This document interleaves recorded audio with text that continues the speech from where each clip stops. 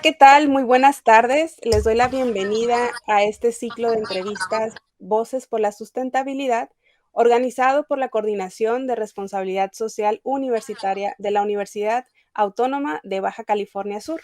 Como ustedes saben, este es un espacio en donde hablamos y abordamos diversos temas sociales, ambientales y también de interés general.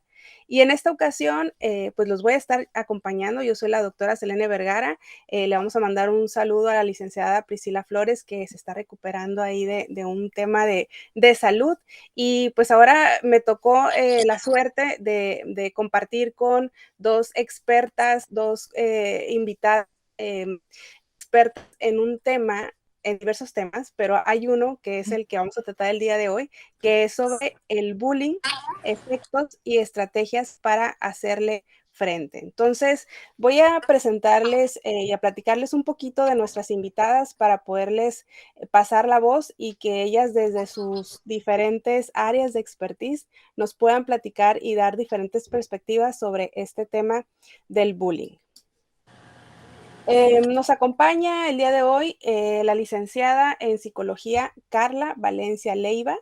Ella tiene formación en clínica infantil y terapia de pareja y familia. También cuenta con un diplomado en terapia breve sistemática y actualmente da psicoterapia de manera particular y cuenta con diversos programas de apoyo. Bienvenida, licenciada Carla. También les presento a Catalina Otón Valdés. Ella es originaria de Ciudad Obregón, Sonora.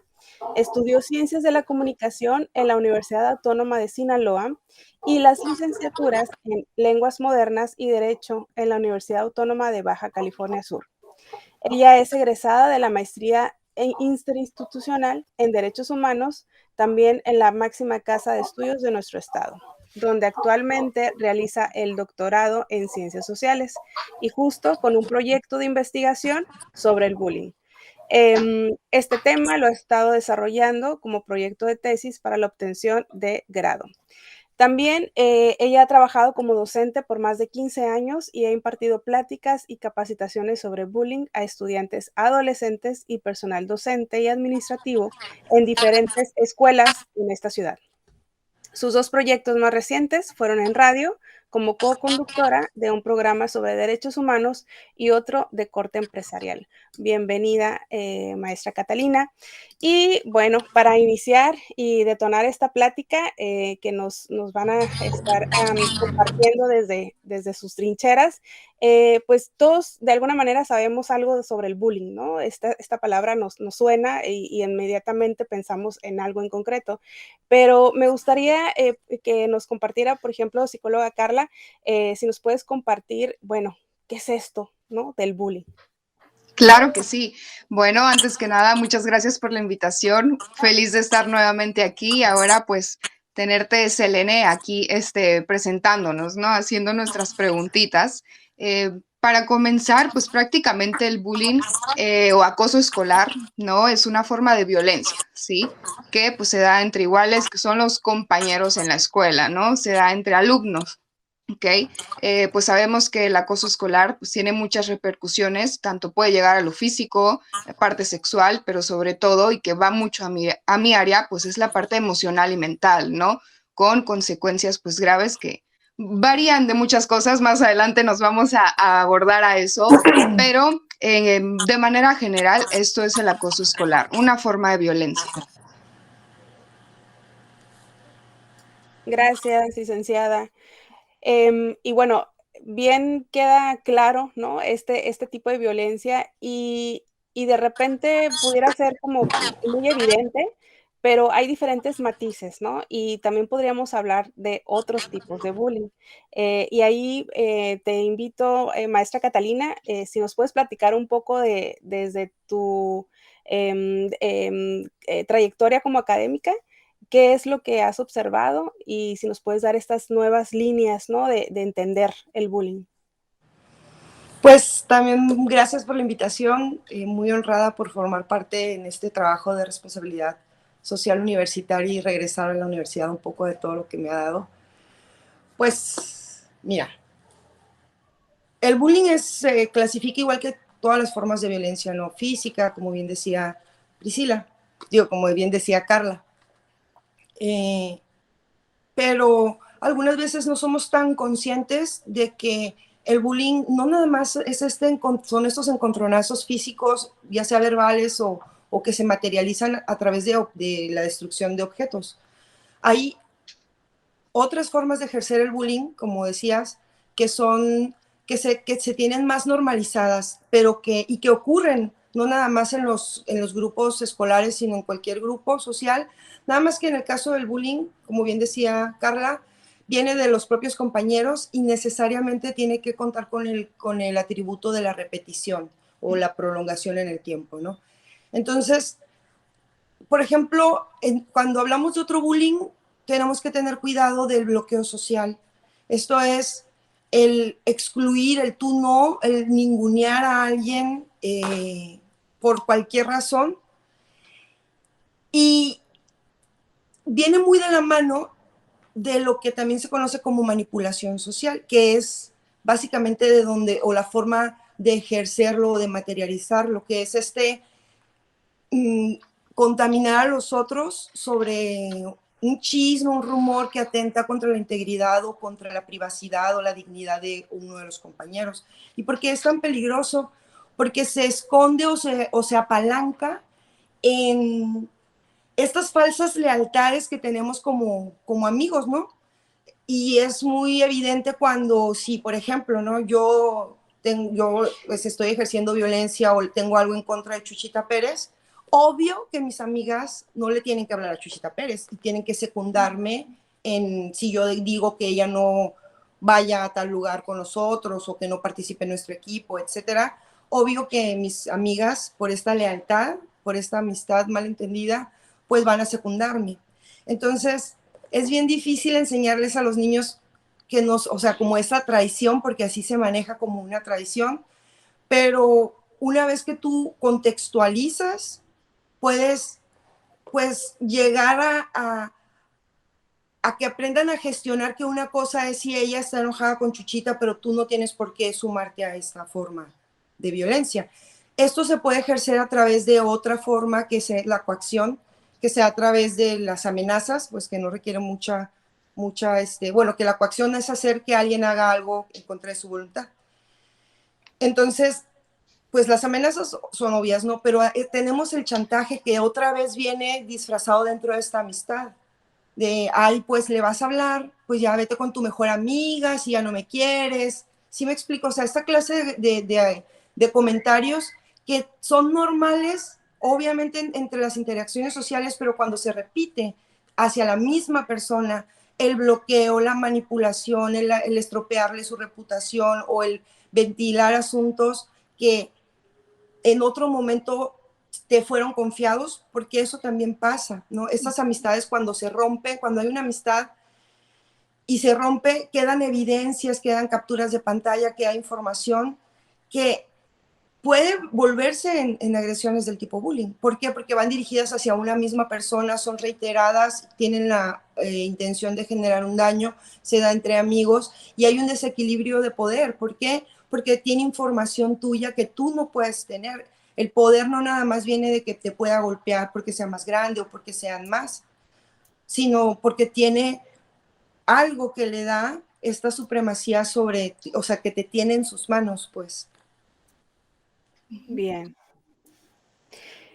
Y ahí, por ejemplo, ahorita que mencionas en particular el caso de niños y niñas que siguen porque es tu amiga, ¿no? Y sigues y pues haces como que afianzas, ¿no? Esas agresiones sin que tú seas directamente, o te chantajean, ¿no? Entonces, por ejemplo, ahí como papás, mamás, como maestros, ¿qué armas o qué herramientas o cómo podríamos abordar desde casa, ¿no? Ese tipo de situaciones que creo que nadie se salva, quizás, y qué herramienta les podríamos dar para que fuera de nuestra esfera, o sea, de nuestro núcleo, pues puedan responder de una manera que no fomente, ¿no? Y no caiga en el bullying. Ok, si nos vamos a hablar del acoso general, en sí abarca todos los niveles educativos, ¿no? Cuando son niños es más fácil pues la parte de irlo moldeando, se puede en todos los niveles y existe, pero si nos vamos a los niños, sobre todo de pequeñitos aprendemos por observación, ¿no? Dentro de más formas de aprendizaje, la observación cuando son niños es vital. Aprenden lo que miran en casa, aprenden lo que miran en las películas, en las caricaturas, en la escuela, ¿sí? Entonces, ¿qué es lo primero que están viendo los niños? Que entonces el ver qué es lo que está pasando en casa, cómo se comportan los maestros en la escuela, que también sería lo primordial, ¿no? El darle herramientas a los maestros para que se den cuenta, por ejemplo, de esas pequeñas acciones que se van sumando hasta llegar a un acoso escolar como tal, ¿sí? De hacerles ver a ellos, bueno, esto no está tan padre, esto ya va a algo más, un ataque como tal, o ya llegar al acoso, sí, de decir, bueno, existe esto, ¿ok? Darle las herramientas de observación a los maestros, posterior pasarnos a casa y enseñar a los niños pues la parte del respeto, de la autonomía, la toma de decisiones, la empatía, sí, que son cosas básicas que en casa pues tenemos que ir plantando esa semillita para que se vaya regando y creciendo. Entonces, eso es lo primero, el niño aprende por observación. Entonces, es ponernos a ver qué es lo que observa, ¿sí? Si mira que todos los niños de repente se van contra uno, la mayoría de los niños va a hacer lo mismo porque están viéndolo, ¿no? Porque lo están aprendiendo. Entonces ahí es el adulto tomar acción a esto, o sea, explicar las cosas, explicar que está bien, que no está tan bien, ¿sí? Y tomar acción a las partecitas que podemos ir sumando. De ahí, pues dependerá del caso, pues se va más personalizado, pero es lo primerito, ¿sí? Decir, bueno, un niño aprende viendo a otros. Entonces, ¿qué vamos a hacer nosotros para que eso que vea sea algo saludable? Y dentro de estas cosas que ve u observa, entra, por ejemplo, la televisión y las dinámicas familiares, por supuesto. Claro, claro, claro. Y si nos vamos a una parte, por ejemplo, de la televisión, no va tanto al acoso escolar, pero yo recuerdo de niña que yo tengo un primo de mi edad. Entonces, él en una caricatura, creo que era como Tom y Jerry, algo así, había una parte en la que se tumbaban un diente, ¿no? Con un mecate que jalaba y no sé qué. Y mi primo de niño lo intentó hacer porque él lo vio en una caricatura, ¿no? O sea, si nos vamos a algo como más básico, un ejemplo así, pasa con muchas actitudes, pasa con muchos comportamientos que ven y pues van replicando, ¿no? No sé, varias telenovelas en lo que puede pasar un caso, por ejemplo, de acoso escolar y no vean toda la telenovela, pero vean ese cachito, van a decir, bueno, ¿qué es esto que estoy viendo? A lo mejor yo lo puedo hacer, ¿sí? Entonces sí es de cuidar qué es lo que miran, tanto en la parte de televisión como de videojuegos y demás, ¿no? A qué edad y qué tipo de videojuegos se le puede dar a un niño. Y pues obviamente la dinámica en casa, ¿no? Cómo se traten los papás, cómo traten los papás a sus hijos también y pues a gente en general, pues va a ser como ellos van a ir aprendiendo su forma de comunicarse con los otros y de comportarse pues en ámbitos sociales. Y esto explica perfecto, o sea, por qué el arraigo del bullying, ¿no? Porque no es sino la reproducción de otros macrogrupos. Por ejemplo, ahorita que dices cuidar lo que ves, yo te puedo decir que la mayoría de programas con los que yo crecí en la etapa juvenil, que es SOE 101, Salvados por la Campana, pues desde mucho antes, pero todos estos programas, Los Simpson, South Park, todos estos programas tienen un fuerte contenido de que los más poderosos tienen el derecho de hacerle lo que sea a los demás, ¿no? Entonces, no se trata de que no lo vean, porque pues prohibir ha demostrado que no funciona, ¿no? Sino más bien acompañarlos y cuando están viendo algo, por ejemplo, esto pasa mucho en casa, cuando hay una situación, yo particularmente que soy súper comprometida con la cuestión del bullying, cuando pasa una situación, les digo, ¿y por qué se rieron todos? ¿Por qué es divertido que le estén haciendo esa cosa? Y cuando los cuestionas, Entonces puedes entablar un diálogo y puedes tú a lo mejor sembrar una perspectiva que van a compartir o al menos los va a llevar a no participar. Pero también qué importante es, mira, el otro día estaba en una estética y, y estaban hablando de una influencer, creo que se llama Jerry, y de su novio y de otra chica, Carla, y de una Sol, y se hablaban de los cuerpos y de si eran esto o eran lo aquello, y te pones a pensar, oye, si tu hijo te escucha hablar de gente que no conoces de esa manera, o sea, seguramente también lo hacen cuando se refieren a sus familiares o a alguien con quien tienen algún encono. Entonces, ¿qué les estás enseñando cuando ellos no te ven? Y no se trata de callarse o de limitar lo que uno habla con otros adultos, sino tener cuidado de lo que antes pasaba, ¿no? Mijito, estas no son pláticas de adulto, o si tienen que estar, pues tú más tarde contextualizas a lo mejor los comentarios, o sea, no los puedes justificar, pero al menos le puedes tratar de entender, digo, de explicar de dónde vienen y por qué, y ayudar a que gestione estas emociones, a lo mejor de una forma que tú no lo estás haciendo, ¿no? Pero sí, o sea, es muy importante ver qué es lo que se está legitimando a través de la práctica de otros que ellos ven. Ya.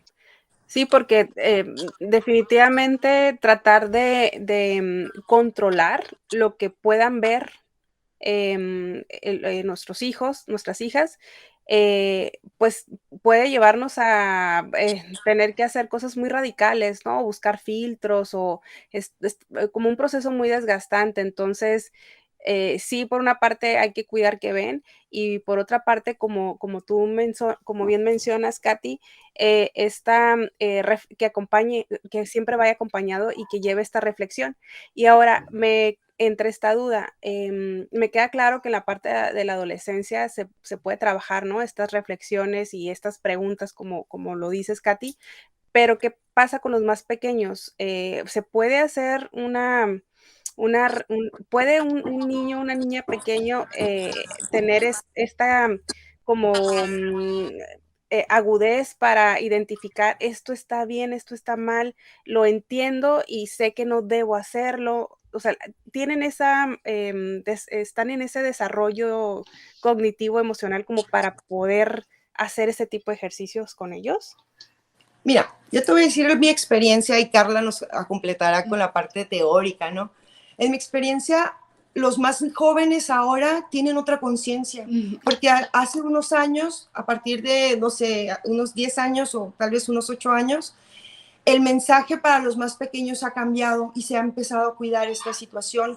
Se ha empezado a trabajar muchísimo en conceptos como empatía, resiliencia y compañerismos, sororidad, y estos conceptos se han ido sembrando. Entonces, tal vez si habláramos de niños pequeños de otro momento, pero los niños pequeños que ahorita están en primaria tienen una concepción de la inclusión, o sea, a lo mejor no están de acuerdo, a lo mejor en su casa no hay apoyo para estos conceptos, pero sí incluso en los medios de comunicación que son apropiados para su edad, se está cuidando mucho eso.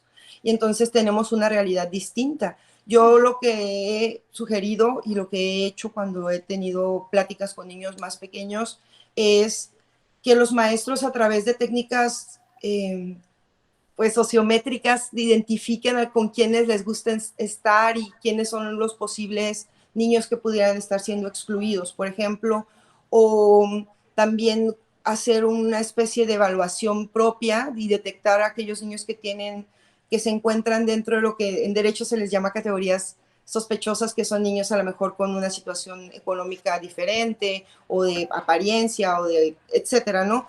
Y detectar qué es lo que se necesita, pero en un principio, y hacer unos tallercitos o unas platiquitas o juegos, actividades en donde trabajes antes, a lo mejor de tus contenidos, no sé, la primera semana donde todavía no llegan los libros, técnicas para sensibilizarlos sobre eso que se va a necesitar de acuerdo a los compañeros o a la composición de la clase que tienes.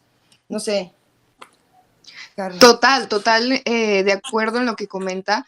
Y también en la parte de decir, bueno, por ejemplo, yo en terapia, yo veo a niños a partir de los 4 años. ¿sí? Entonces, es decir, claro que llevo terapia de juego, pero también hay una conversación. También dentro de las técnicas el niño platica, la niña platica y entiende. La verdad es que de pequeñitos entienden más fácil que nosotros adultos y esa es la realidad, ¿no? Muchas personas, por ejemplo, si nos vamos fuera de esto y que le preguntan, ¿cómo le digo a mi hijo que falleció, no sé, su abuelo, ¿no? Es más fácil que el niño entienda el concepto de muerte que uno adulto con todos los recuerdos, con toda esta añoranza y demás, ¿no? El niño lo entiende más rápido. En la parte de un acoso escolar, de la toma de decisiones de esto está bien, esto está mal, lo aprenden de volada. Los niños son esponjitas y van agarrando toda la información. Es más fácil y sí, también es de decir, la información se debe de dar de una manera diferente. No es lo mismo explicarle a un adulto que explicárselo a un niño, ¿no? Lo debes de hacer más a través de como si fuera un cuento, hacer tus señas, hacer tus gestos, o sea, va más a la parte también del juego, por ejemplo, si se lo explicas de una forma más dinámica, lo va a captar así, ¿sí? Por lo tanto, en la parte de los juegos y las caricaturas absorben todo, porque lo hacen de una manera didáctica, a la forma de explicarle a un niño lo va a entender si lo haces así, porque luego se aburren, ¿no? Con el speech que se puede aventar uno de 1 hora y dice, no, pues ¿cómo? ¿Sí? O sea, es hacerlo de una manera didáctica y claro que lo entienden. Las generaciones ahorita, adultos, ya incluso jóvenes, adolescentes, es muy diferente a lo que era antes. Entonces, claro que como comentaba Catalina, es más fácil la parte de la inclusión, de que quitar, por ejemplo, yo siempre digo, si quitamos un tema o si tenemos, quitamos algo, tenemos que dar otra cosa, porque no vamos a dejar un vacío. Si se va a quitar algo que o se va a prohibir algo, por ejemplo, decir no a esto, ok, pero esto sí. Entonces, tiene que haber un equilibrio ahí. Si decimos, bueno, no podemos irnos todos contra este compañerito, ok, ¿qué podemos hacer? Bueno, vamos a hacer un juego en donde vamos a estar todos en círculo, ¿sí? O sea, explicarlo de una manera así de decir esto no, pero lo podemos hacer de esta forma, ¿ok? Algo diferente. Los niños lo entienden rapidísimo. Entonces, contestando a la pregunta es sí, hacen conciencia hasta más fácil que nosotros. Sobre todo ahora ha habido mucho enfoque en esto de enseñar a gestionar sus emociones, que me encanta. O sea, cómo te estás sintiendo, cómo te imaginas que él se está sintiendo, cómo te sentirías tú, qué harías entonces tú. Y entonces lo que tenemos, pues otra vez es esta que se ha ido poco a poco y con todas las deficiencias y no tan rápido como desearíamos, pero sí se ha generado conciencia sobre que se pregunten por qué están sintiendo o por qué se sienten tristes. Es muy difícil. Por otro lado, querer tener relaciones sanas o de crianza respetuosa con una adolescente si toda la infancia no lo tuviste, pero en un momento hay que empezar. Esto yo lo escucho es de que, ay, ¿cómo le hacemos para prevenir, para fortalecer la autoestima de nuestros hijos, para protegerlos? Bueno, pues es que tienes que tener un proceso de crianza y lo vas acompañando y lo vas fortaleciendo donde necesite y cuidando y cultivando. Si ya después de 8 años o 10 años te das cuenta que, híjole, ¿no? Pues tampoco es tarde, no más vale tarde que nunca y es un buen momento de empezar. Por ejemplo, yo recomiendo siempre preguntar, cuéntame 2 cosas padres que te pasaron en la escuela y una triste. Y con eso no nada más favoreces pues la comunicación con tu hijo o con tu hija, pero también pues su forma de expresarse, el que ponga atención. Al principio me decía, no, no me pasó nada, tienes que pensar, porque mañana te voy a volver a preguntar y me tienes que decir. A lo mejor inventan, pero también su proceso narrativo mejora, pues, o sea, y vas generando estos vínculos, estas conversaciones. Entonces, nunca es tarde para iniciar estos procesos de acercamiento, pero no sé qué opine Carla. Sí, claro, sobre todo, por ejemplo, con esta dinámica que comentas que tú haces, es la parte de decir, bueno, o sea, sí me están comentando algo, pero también están aprendiendo a identificar qué emoción tuvieron, qué fue lo que pasó, en qué categoría entra, ¿sí? Entonces, eso les ayuda muchísimo. Y, por ejemplo, yo siempre digo, entran a preescolar y entran a la etapa de preguntar todo el por qué, ¿no? Uno como papá obviamente se enfada después de 10 por qué seguidos, ¿no? Claro que sí. Las respuestas que se le tienen que dar, porque siempre le tenemos que responder, son cortas, ¿no? El niño busca una respuesta corta, no busca una respuesta de más de 10 minutos, ¿no? Es algo cortito. Entonces, es importante responderles. porque si no les respondemos dejan de cuestionar. ¿Y qué hace? Adultos que no alzan la voz, adultos que no se cuestionan y que simplemente siguen la manada y ya.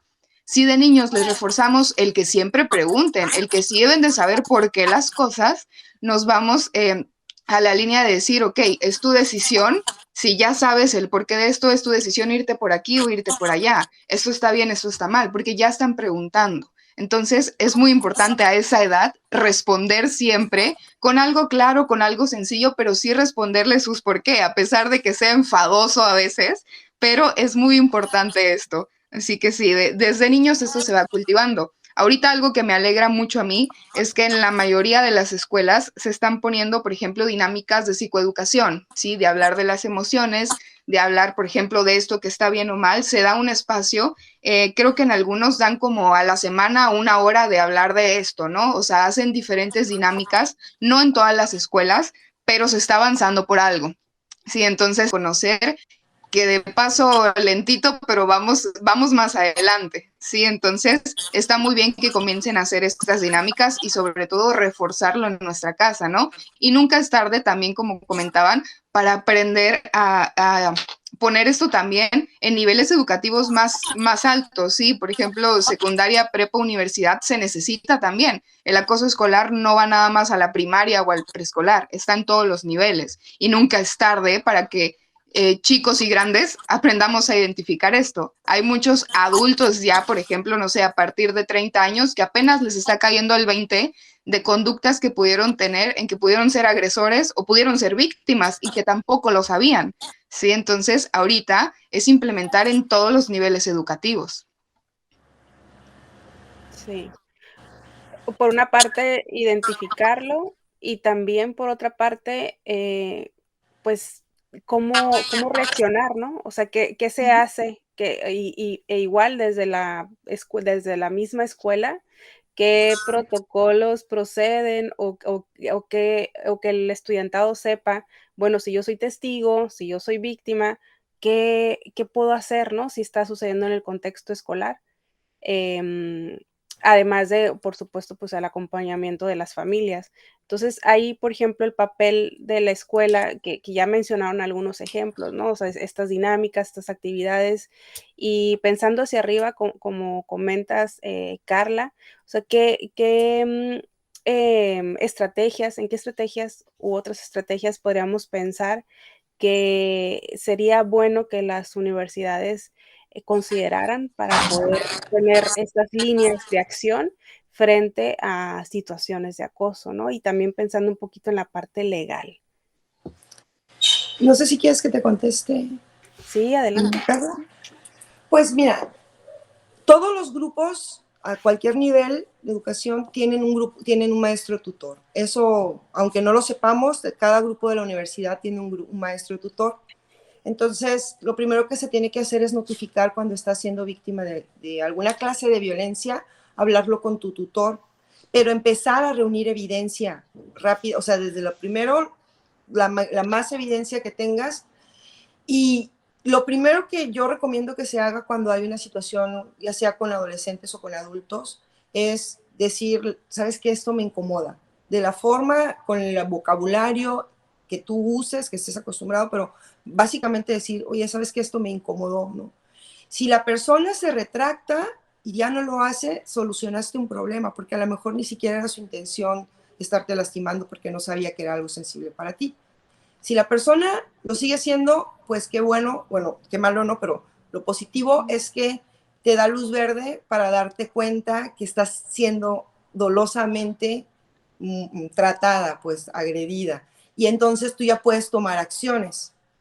Y algo que debería hacerse es, yo desde mi punto de vista, empezar con la información, porque la mayor parte de la gente cree que el bullying se limita a los jóvenes, porque así se llevan, porque son pesadas sus carrillas y que es algo que les va a pasar y que ya no pasa en las universidades, cuando en realidad ahorita mismo tengo de conocimiento y en que estoy apoyando, con la que estoy colaborando, 5 casos de personas que están en situación de nivel profesional, envueltos como víctimas de bullying. ¿Qué se debería hacer desde mi punto de vista? Es hacer prestar un servicio de mediación para llegar a la justicia restaurativa. La justicia restaurativa es este proceso por el cual tanto la víctima como el agresor exponen sus porqués. Y cuando tú escuchas el porqué del agresor, pues muchas veces te sorprendes y te das cuenta que desde su perspectiva tenía algo, ¿no?, de razón, o cuáles eran sus motivaciones.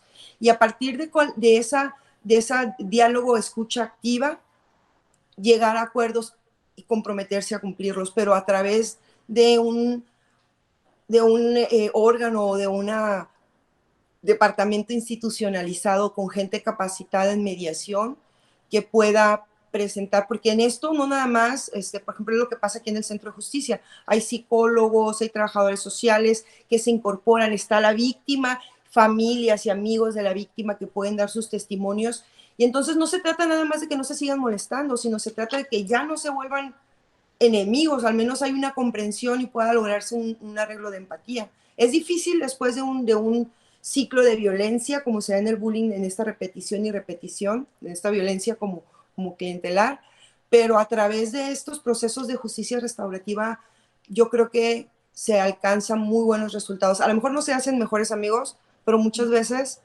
sí, me ha tocado casos en que cuando ya hay esta comprensión, pues pasan cosas, pues. Yeah.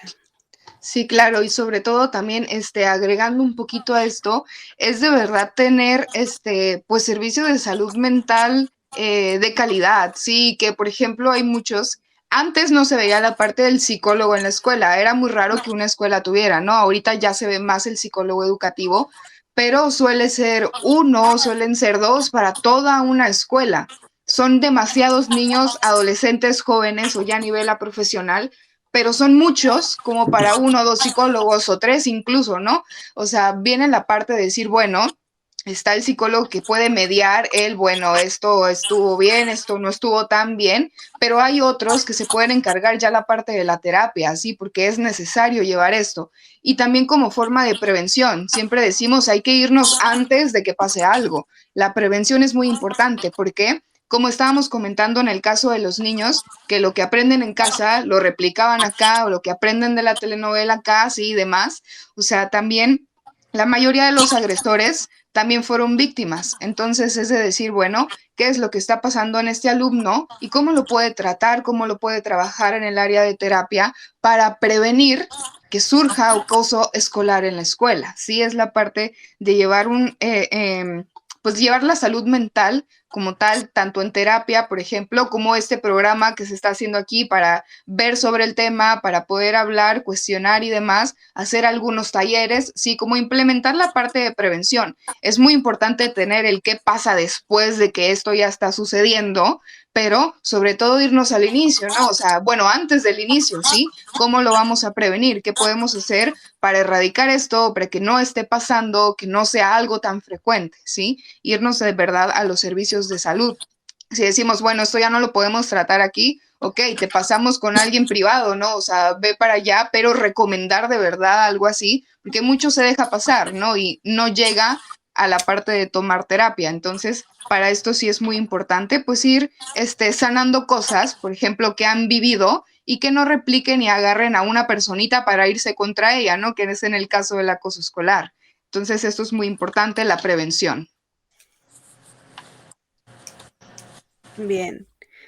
Y bueno, también les quiero preguntar, a lo largo de pues, los casos que han visto y su experiencia, ahorita que mencionaste, Carla, sobre los bullies, o sea, los agresores que también son víctimas, ¿qué pasa con los papás, las mamás de jóvenes que son bullies? Porque cuando tu hijo o tu hija sufre de acoso, buscas, ¿no?, alternativas inmediatamente. Pero, ¿qué han observado de las familias de cuando el joven es quien acosa?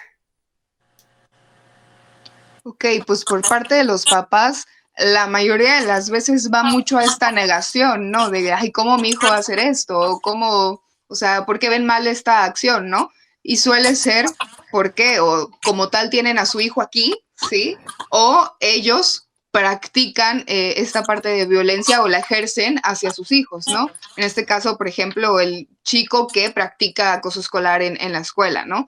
O sea, la verdad es que varía muchísimo en las familias, en los casos, pero suele ser así. Al principio siempre es como la negación de decir no, ¿sí? Habrá otros papás ya más comprometidos que dicen, bueno, ¿qué puedo hacer ante esto? Vamos a ver los hechos, vamos a ver las pruebas, ¿ok? Pero pues hay de todo, sí, o sea, la realidad es que pasa de todo. No sé, por ejemplo, Catalina, ¿qué es con lo que más se ha topado en este aspecto? Pues la verdad es que todos nos preocupamos porque nuestro hijo sea víctima de bullying, pero pocos papás se preocupan porque su hijo sea el agresor, ¿no? Y tendríamos que partir de que no habría víctimas si no hubiera agresores. Y hay un montón de víctimas, entonces hay un montón de agresores. O sea, hay un Claro. montón de hijos de alguien que está siendo violento, ¿no? Tenemos, o sea, para empezar, para entender una situación de bullying, yo siempre invito a que la víctima se pregunte, ¿por qué? ¿Por qué me están haciendo bullying? Es necesario también entender que no siempre es personal, porque es algo que pega muy fuerte cuando te hacen bullying, te merma la autoestima, decir, oye, ¿por qué no soy suficiente? ¿Por qué no encajo? ¿Por qué no me quieren? ¿Por qué no me invitan? Pero si partimos de que muchas de las veces no es personal, sino te tocó ser el rival más débil en un grupo, a lo mejor eres el más gordito, a lo mejor eres el más diferente, a lo mejor si hubiera habido alguien todavía más diferente que tú, te hubiera salvado. O sea, no es personal. Tenemos que preguntarnos por qué lo está haciendo la víctima, digo, el agresor. ¿Quiere llamar la atención por hacerse el chistoso? O sea, no eres tú, eres la oportunidad para que él lo haga. O en verdad quiere ejercer poder sobre alguien y sentirse power, ¿no? Sentirse empoderado. O lo está utilizando como un medio de quedar bien con otros, porque eso se da más bien como entre varones, esto de que agarren a alguien así de bajada y que sea siempre el mismo, el mismo, el mismo, pero el que lo hace por quedar bien con el jefecito o con el más popular, pues como para... Entonces, tenemos que primero ver por qué se está ejerciendo el bullying. Si a lo mejor la persona que lo está ejerciendo en verdad tiene un espíritu pues maligno o digo que es una exageración, pero pues nada más lo hace por hacer maldad o si está repitiendo algo de su casa. Entonces, cuando tú les dices a los padres que su hijo está agrediendo, lo primero, como bien dice, o sea, es negarlo, justificarlo o echarle más tierra todavía. Sí, es que así es que no sé qué, ya le hemos dicho, eso es lo que a mí me ha tocado, ¿no? Pero mira, es que, o es que es bien carrilludo mi hijo, es que así nos llevamos a la casa, que dicen todavía, ¿no? Y yo les digo, ¿sabes cuál es la diferencia entre carrilla y bullying? Que en la carrilla yo te hago carrilla y me río de ti y al rato tú te ríes de mí porque somos amigos y hay un nivel horizontal de relación. También el bullying es el mismo o la misma persona siempre a quien se le están haciendo esas carrillas. Y entonces, pues, ahora sí que no es que la telaraña no sea poderosa, sino es que ya se le han subido un montón de elefantes, pues, ¿no? Hasta que se revienta.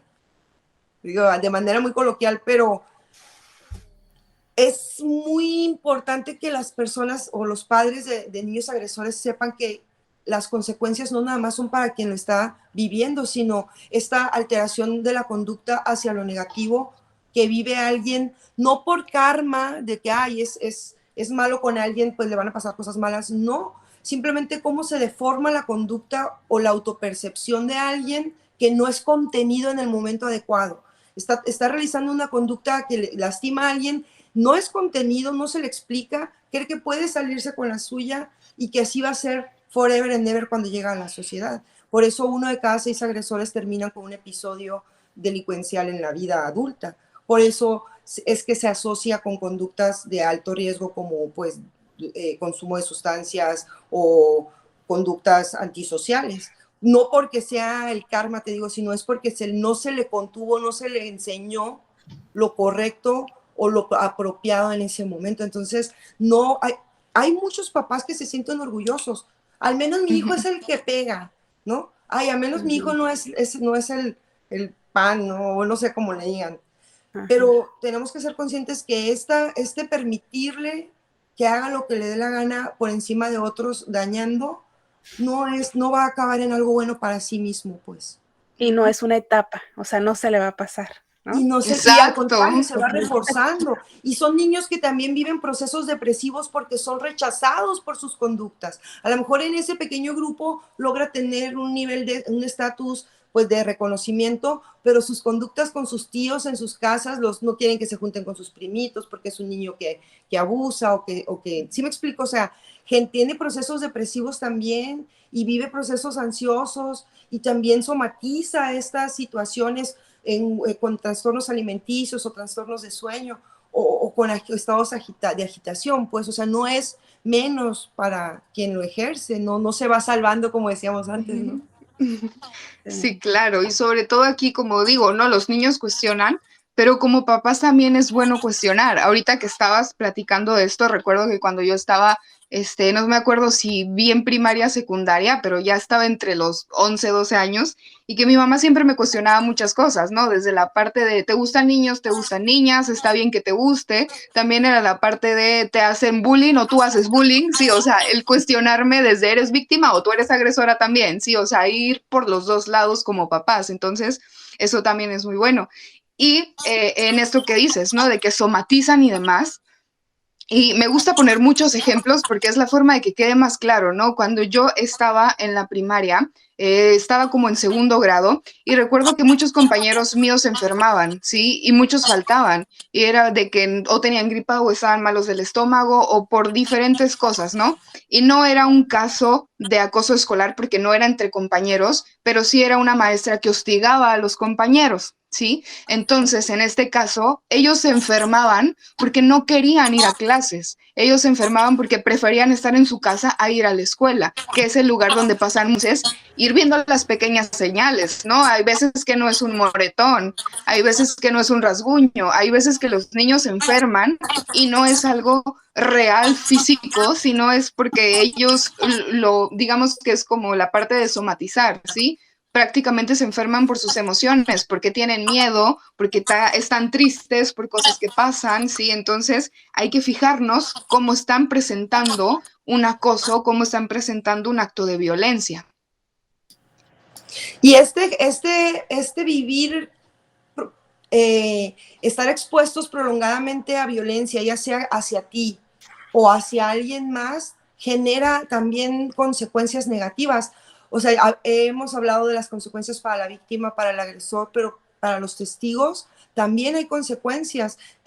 Puede desarrollarse sentimientos de culpa porque saben que está mal y no pueden intervenir, pero también de mucha frustración porque quisieran hacer algo, se dan cuenta que todos se dan cuenta y nadie hace algo, de miedo porque quisiera, pero no lo puede. Pero algo que me gusta mucho hacer énfasis es esto de la desesperanza aprendida. O sea, ven que alguien está sufriendo, que todos se dan cuenta porque no nos vamos a hacer locos. O sea, como maestro te das cuenta que hay alguien con quien no quieren estar en el equipo, que hay alguien que se la pasa solo en el recreo, o que el niño típico niño que se queda con el maestro o la maestra en el recreo. O sea, son niños que por algo no, o sea, no prefieren estar con adultos por nada, por gratis, pues es que no son aceptados o no quieren incorporarse en esas interacciones. Entonces, ¿te imaginas lo que es para los niños darse cuenta de que todos se dan cuenta de que alguien está sufriendo y nadie hace nada? Pues entonces cuando les toca a ellos, ¿qué esperanza tienen? Y si eso lo vamos proyectando hacia el futuro, somos personas que nos roban, que nos asaltan o que no nos dan pensión alimenticia y decimos, ay, ¿para qué peleo si no va a pasar nada? Y entonces eso o sea, esos tentáculos llegan no nada más en un ámbito escolar en ese momento, sino hasta el futuro y a esferas de la sociedad que ni siquiera nos estamos imaginando, pues. Sí. Y bueno, para ir ya cerrando, que ojalá nos pudiéramos quedar aquí eternamente, porque es una problemática, unas situaciones muy complejas que tienen muchos niveles, muchos alcances, ¿no? Y también perspectivas. Pero bueno, les quiero arrojar la pregunta del millón. Pues, ¿qué hacemos? ¿Qué hacemos con todo esto? Como papás, como mamás, como escuela, ¿qué podemos hacer?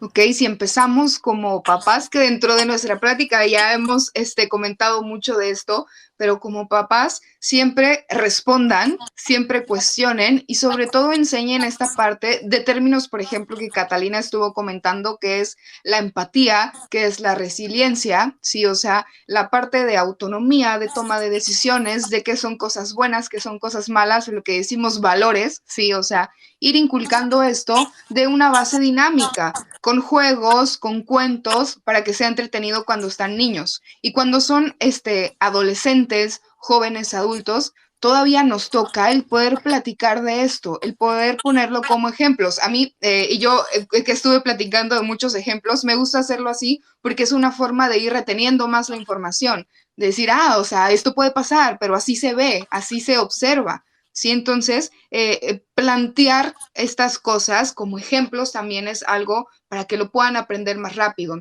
Ahora, pues en la escuela es llevar estos pasos que comentaba Catalina, que es bueno. Si esto pasa, puedes ir y acercarte con tu tutor, ¿sí? Y de ahí vamos a ver qué lineamientos tomamos. La parte de tener la salud mental en la escuela, tener psicólogos dedicados tal vez a la mediación, pero también a la terapia en sí, que, o sea, hacer talleres, hacer pláticas como esta para dar voz a temas así y pues prevenir. Bien, estos son pequeños pasos que podemos ir haciendo. Cuidar, no prohibir, pero cuidar lo que ven, ¿sí? Y siempre cuando decimos no, poner un sí. ¿Qué se puede hacer? ¿Qué sí se puede hacer? Gracias. Yo te podría decir que yo tengo mucha fe en que las cosas mejoren, pero soy realista y miro que pues el bullying no es más que, como lo decía en un principio, una de las manifestaciones de todas las formas de violencia que se viven a nivel global, ¿no? Tenemos retroalimentación negativa, o sea, estos reforzamientos negativos para hacer pasar por encima de los derechos de los demás cada día a través de estas canciones donde antes usaba Converse y ahora uso botas tácticas y ahora nadie se ríe de mí y ahora me metí al ruedo y ahora soy la buchona. Todas estas clases de cosas, ¿no?, que no podemos evitar ni como padres, ni como estudiantes, ni como maestros, ni como, o sea, no se puede porque estamos expuestos todo el tiempo. Pero lo que yo siempre recomiendo es intervenir en el momento.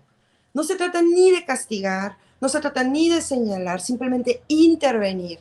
Que vas en el coche y te empiezan a contar algo que te suena inapropiado. Ay, ¿y por qué lo hacen? Ay, no, yo sí me hubiera sentido mal. Y con eso, o sea, no tienes que aventarte el choro mareador de la explicación ética, moral, filosófica, legal, sino, ay, no, yo la verdad, pobre chica, o pobre chico, me hubiera sentido muy mal. Cuando estamos viendo la tele, que no podemos evitar porque hasta en las películas para niños pasan cosas que no están padres, pues en ese momento intervenir igual, ay, qué feo lo que le está pasando, ojalá que alguien le ayude, y se acaba, o sea, entras como con un comentario quirúrgico y sales, ¿no? Como te enseñan cuando boxeas. Y como maestro, es en el momento, por ejemplo, algo que no se tiene considerado como bullying, pero lo es este alumno que siempre participa y los compañeros le hacen caras o hacen sonidos de ya va tu tía otra vez, ay, otra vez fulanito, ¿no? Entonces tú como maestro, cuando escuchas un apodo, cuando escuchas una expresión que podría estar, o sea, una agresión no es bullying, pero cuando es hacia la misma persona y muchas veces, pues, pero aunque no fuera hacia la misma persona, pero cuando escuchas algo, intervenirlo en ese momento. Compañero, aquí no se dicen apodos. Nada más, no le vas a mandar a la prefectura, no lo vas a mandar, nada, ni le vas a señalar. Compañero, le pido, aquí no usamos apodos. Ay, o ya, si eres un maestro que se te da la comedia, vamos a ponerle una tachita al compañero X porque ya dijo un apodo, ¿no? Pero en ese momento, y sigues con tu clase, no se trata de que pierdas el tiempo ni nada, ay, ¿por qué le hacen así? Si se trata de que alguien hizo una mueca o un sonido, pero intervenir rápido y preciso en el momento. Esa es mi mayor recomendación y creo que a través de la corrección de las pequeñas ramitas que van saliéndose del contorno podemos llegar a formar un seto bien precioso, pues.